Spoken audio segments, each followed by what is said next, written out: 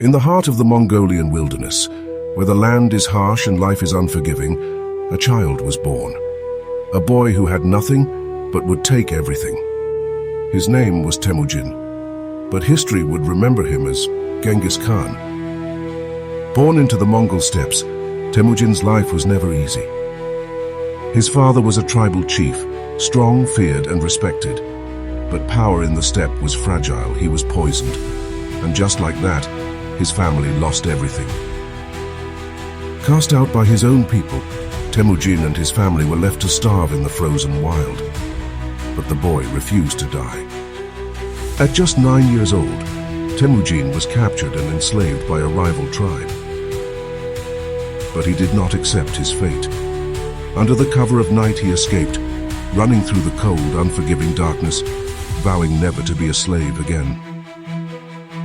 Years passed. Temujin had grown into a man of unshakable will. He had no tribe, no army, but he had a vision.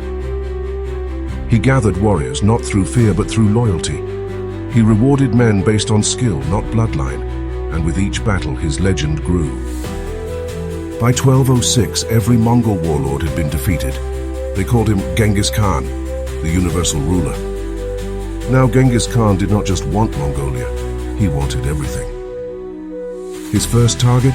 China. The Great Wall had stood for centuries, but it did not stop him. By 1215, Beijing had fallen.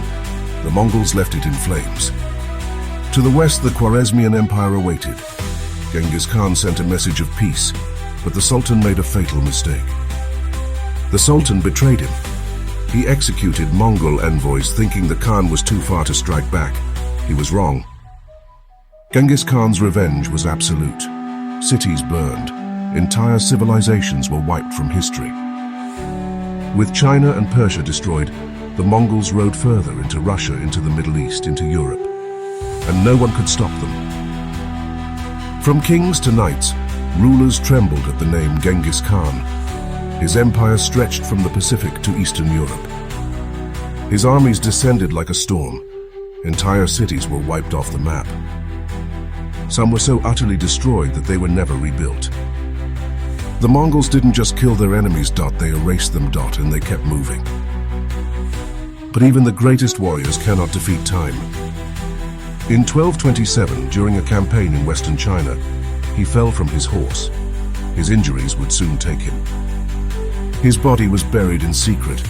His men rode their horses over his grave to erase any trace of it. By the time of his death, Genghis Khan ruled the largest land empire in human history, stretching from the Pacific Ocean to Eastern Europe. But his impact was far greater than war. He built the Silk Road trade network, connecting China, the Middle East, and Europe. Was Genghis Khan a genius, a tyrant, a force of nature? Let me know in the comments below.